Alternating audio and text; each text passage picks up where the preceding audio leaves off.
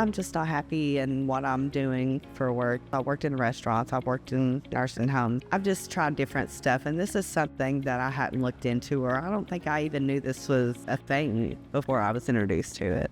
I've always been interested in gunsmithing and stuff, and so I didn't really know what entailed in that at the time when I was still in high school, but once I found out, I'd looked more into it. I was actually in a machine shop, and I needed more experience, and I needed some help, just manual and the computerized part of it too. I'm so interested in this. Every day I learn something, many things new. You know, you mess up, you go again, you get it right. It's really exciting.